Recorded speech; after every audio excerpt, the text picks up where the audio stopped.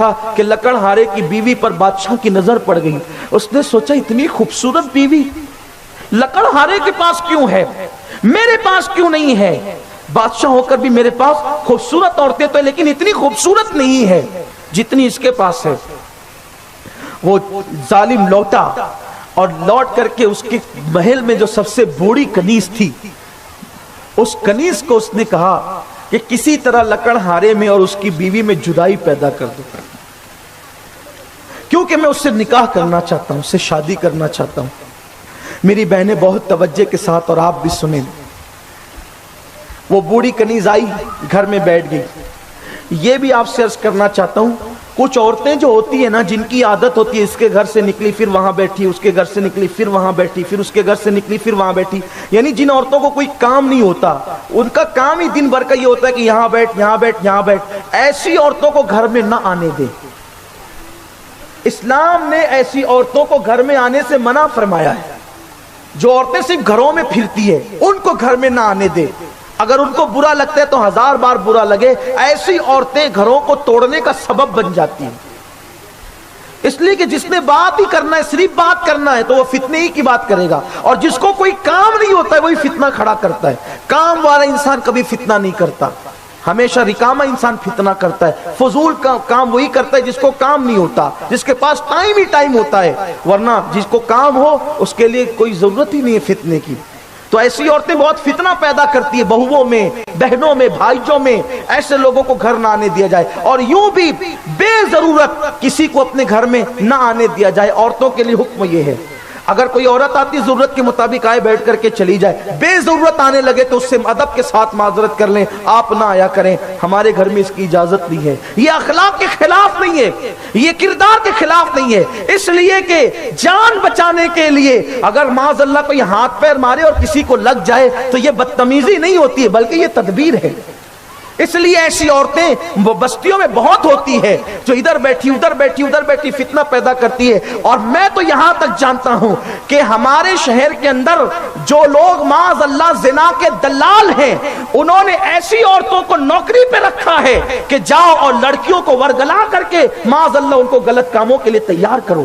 اس لیے ایسے لوگوں سے ہمیں ہوشیار رہنا ہوگا, ایسے بدبختوں سے ہوشیار رہنا ہوگا, اور اپنے سماج کو بچانے کی کوشش کرنا ہوگا.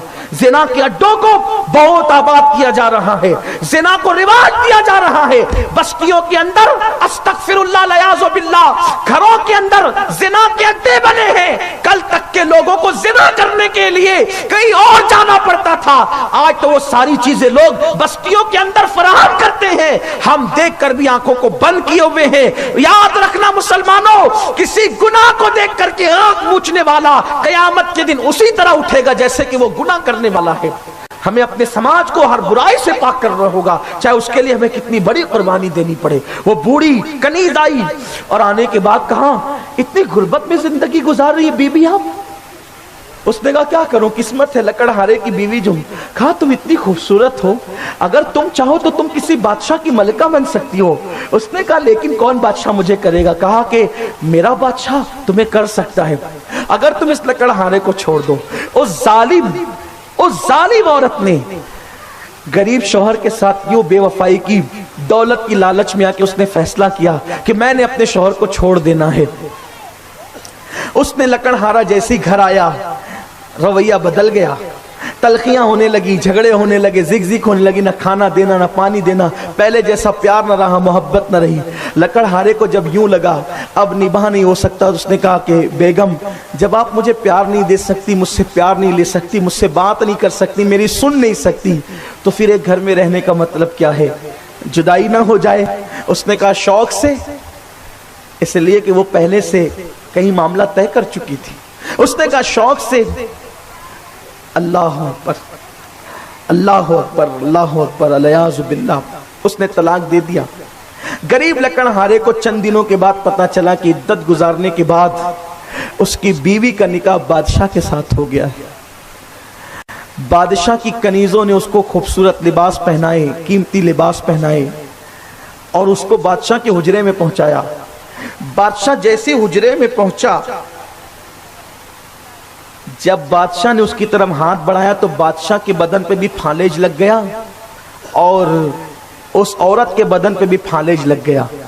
اس دور کے نبی پر اللہ نے وحی نازل فرمائی کہ ایک لکڑہارے کا گھر اجاڑ کر یہ اپنا گھر بسانا چاہتے تھے، اس لیے اللہ نے ان کو بھی خوش نہیں رہنے دیا، ان سے بھی خوشیاں چھین لی.